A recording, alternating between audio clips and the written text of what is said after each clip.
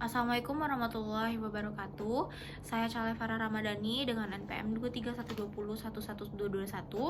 Di sini saya akan menjelaskan mengenai apa yang sudah saya pahami selama kelas hukum acara dan praktik peradilan tata negara E32 berlangsung.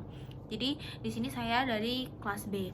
Nah, yang saya pelajari dari melihat PPT yang sudah tampilkan selama pelajaran berlangsung, yaitu yang pertama itu saya ingat mengenai kekuasaan negara, di mana itu terbagi menjadi dua, kekuasaan pemerintahan negara.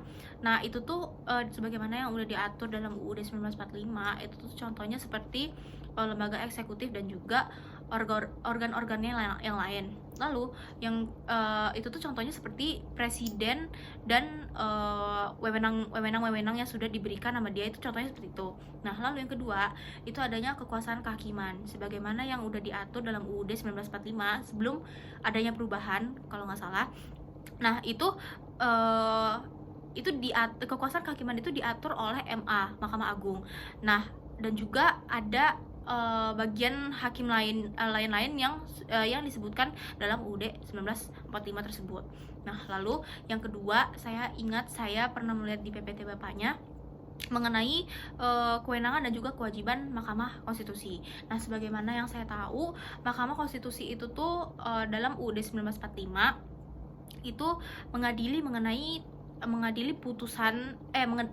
mengenai tingkat pertama dan juga akhir putusan yang sudah final, dan itu tujuannya untuk yang pertama memutus ataupun menguji undang-undang tersebut.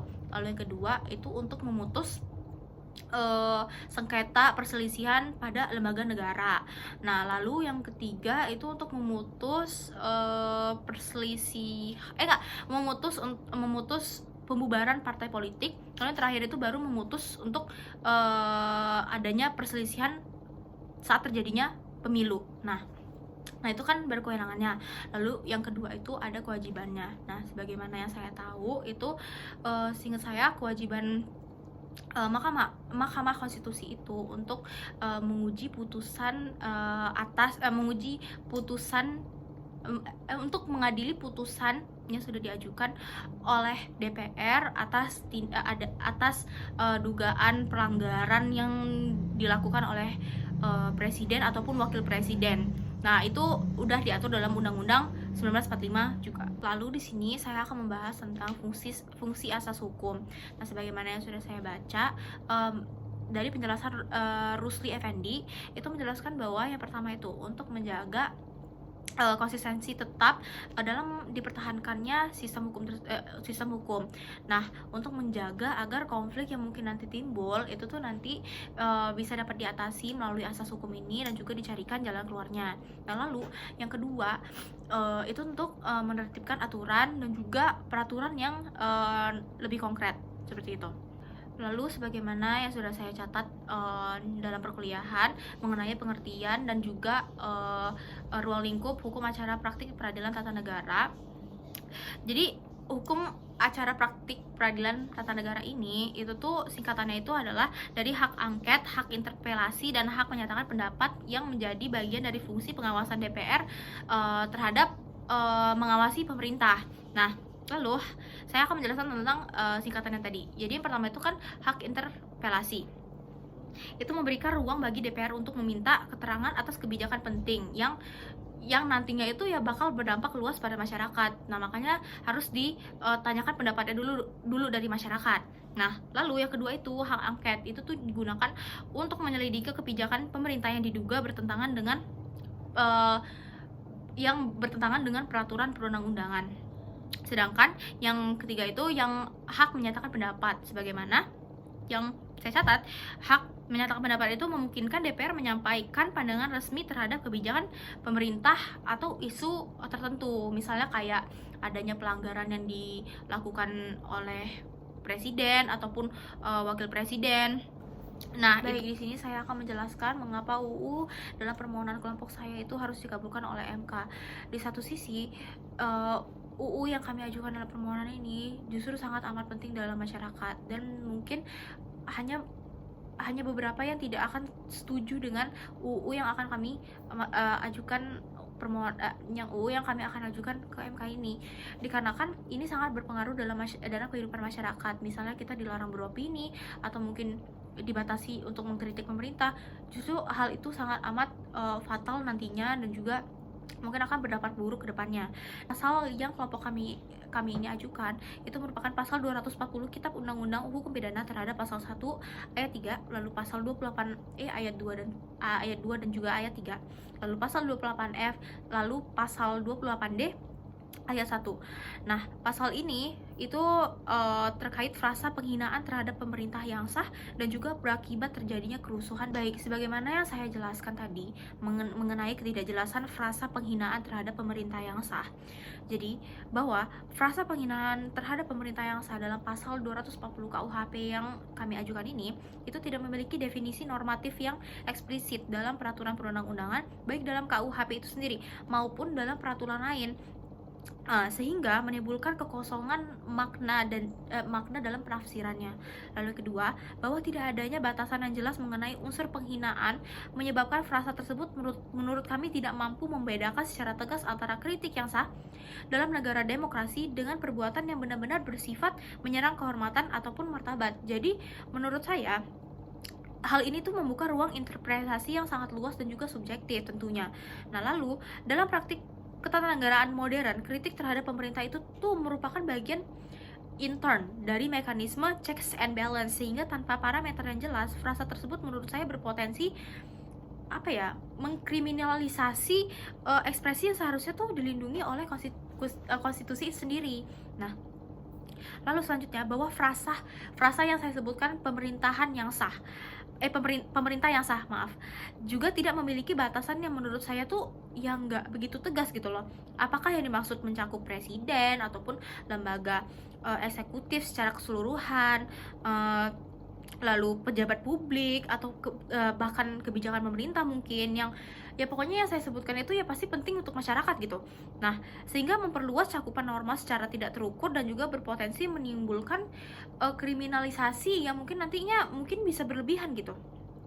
Lalu selanjutnya, bahwa dalam hukum pidana dikenal asas nullum crimen sine lege certa dan nullum crimen sine lege stricta yang menghendaki agar setiap kerumusan delik disusun itu tuh secara jelas, tegas, dan juga tidak multitafsir, sehingga warga negara dapat mengetahui secara pasti gitu kayak perbuatan apa yang dilarang dan juga ya diancam pidana. Nah, lalu selanjutnya, bahwa ketidakjelasan frasa tersebut itu bertentangan dengan asas lex certa karena tidak memberikan kepastian hukum bagi warga negara dalam menentukan batas antara kebebasan berekspresi dan perbuatan yang dilarang. Nah, selanjutnya, menurut kami juga kondisi ketidakjelasan norma juga bertentangan dengan 28D ayat 1 UUD 1945 yang menyatakan setiap orang itu berhak atas pengakuan, jaminan, perlindungan, dan kepastian hukum yang adil. Nah, karena warga negara tidak dapat memperoleh kepastian mengenai batas perilaku yang diperbolehkan dan juga yang dilarang. Nah, dalam perspektif teori hukum Gustav Radbruch, hukum harus memenuhi 3 nilai dasar, yaitu yang pertama pastinya kepastian hukum, lalu keadilan dan juga kemanfaatan. Nah, sehingga norma yang kabur seperti frasa akuo tidak memenuhi ketiga nilai tersebut secara simultan gitu. Lalu, dalam konteks kebebasan berekspresi, ketidakjelasan frasa tersebut berpotensi menimbulkan chilling effect gitu loh, yaitu keadaan di mana masyarakat enggan menyampaikan pendapat atau kritik mungkin karena takut gitu. Ya gimana ya, kalau misalnya kita dibatasi mungkin ada kemungkinan diancam karena mungkin tidak boleh mengkritik pemerintah. Nah, hal ini tuh ya pastinya muncul rasa takut akan dipidana gitu akibat ketidakpastian batasan norma tersebut. Lalu ketentuan tersebut juga tidak memberikan standar objektif mengenai bentuk, cara maupun intensitas ekspresi yang dapat dikategorikan sebagai penghinaan, sehingga membuka peluang kriminalisasi terhadap ekspresi yang bersifat ya satir gitu loh, kayak kritik akademik ataupun maupun kritik politik. Maksudnya kayak dengan dibatasinya kritik-kritik seperti ini, menurut saya sangat amat berdampak ya buruk nantinya. Pastinya nanti akan ada demo dan juga ya bentuk protes kepada pemerintah. Kenapa hal ini tidak diperhatikan secara baik-baik. Lalu dalam frasa penghinaan terhadap pemerintah yang sah dalam pasal 240 KUHP yang sudah saya sebutkan berkali-kali merupakan norma yang kabur dan multitafsir dan juga tidak memenuhi asas lex scerta dan juga lex stricta, sehingga bertentangan dengan prinsip negara hukum, kepastian hukum, dan juga perlindungan hak konstitusional warga negara sebagaimana yang dijamin dalam UUD itu sendiri gitu. Nah, lalu yang kedua, saya akan menjelaskan tentang ketidakjelasan frasa mengenai berakibat terjadinya kerusuhan dalam masyarakat. Nah, bahwa frasa berakibat terjadinya kerusuhan dalam masyarakat dalam pasal 240 KUHP tidak memberikan batasan yang cukup jelas gitu. Dan juga menurut saya nggak tegas mengenai hubungan kausalitas antara perbuatan dan akibat yang ditimbulkan, sehingga menimbulkan ketidakpastian dalam penerapannya.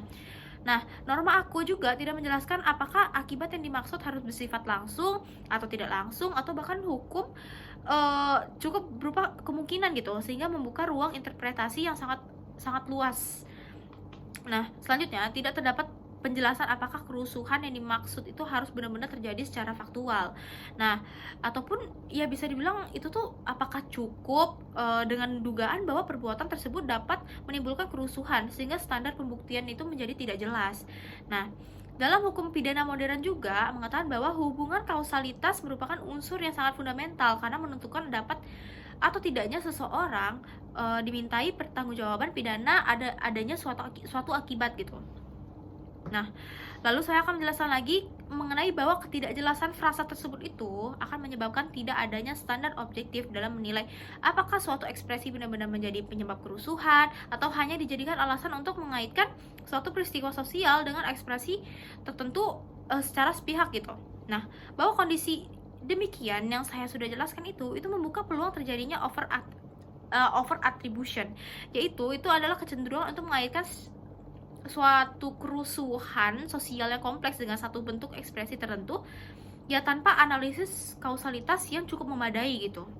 Nah, dalam realita sosial yang terjadi gitu, terjadinya kerusuhan dalam masyarakat umumnya itu merupakan akibat dari beberapa faktor yang bersifat multidimensional seperti faktor ekonomi, politik, sosial, maupun psikologis, sehingga tidak dapat secara sederhana dikaitkan dengan satu pernyataan atau ekspresi individu. Nah, ini seperti yang saya jelaskan tadi. Lalu dengan tidak adanya batasan yang jelas mengenai unsur kausalitas, norma aqua berpotensi menimbulkan kriminalisasi terhadap ekspresi yang pada dasarnya tidak memiliki hubungan langsung ataupun maupun signifikan terhadap terjadinya kerusuhan gitu. Nah, bahwa hal tersebut itu bertentangan dengan asas nullum crimen sine lege certa yang mengkehendaki kejelasan unsur-unsur delik termasuk hubungan sebab akibat sebagai bagian dari konstruksi pertanggungjawaban hukum pidana gitu. Lalu selanjutnya, bahwa menurut pendapat para ahli hukum pidana juga termasuk Muljatno, itu tuh hubungan kausalitas harus dibuktikan secara objektif dan rasional agar tidak terjadi perluasan pertanggungjawaban pidana yang nantinya tuh ya secara semena-mena gitu. Bahwa tidak kejelasan norma ini juga berpotensi menimbulkan arbitrary enforcement sebagaimana dikatakan, karena aparat penegak hukum itu dapat secara subjektif menentukan adanya hubungan antara ekspresi dan kerusuhan tanpa ada standar yang terukur. Nah, bahwa frasa kerusuhan dalam masyarakat yang saya sebutkan itu tuh juga tidak memiliki definisi yang jelas dalam norma aqua. Apakah yang dimaksud mencakup demonstrasi, konflik sosial, tindakan kekerasan, atau gangguan ketertiban umum dalam skala tertentu, sehingga semakin memperluas ketidakpastian hukum. Nah, selanjutnya, ketidakjelasan tersebut itu mengatakan bahwa bertentangan dengan prinsip negara hukum sebagaimana ditegaskan pada pasal 1 ayat 3 UUD 1945 yang mensyaratkan adanya kepastian hukum dalam setiap norma gitu. Nah, baik, di sini saya akan evaluasi sedikit mengenai draft permohonan yang sudah kami kumpul. Di bagian 2, di bagian A adanya yang membahas mengenai adanya hak konstitusional yang dijamin UUD 1945. Di bagian itu kami menyebutkan semua pasal-pasal yang kami ajukan di UU permohonan, namun lupa memasukkan pasal 240 dalam Kitab Undang-Undang Hukum Pidana, yang dimana itu menjadi pasal utama kami yang untuk diajukan kepada MK. Sekian dari saya dengan saya Chalefara Ramadhani, NPM 231201121. Sekian tugas untuk pengganti UTS. Saya ucapkan terima kasih. Assalamualaikum warahmatullahi wabarakatuh.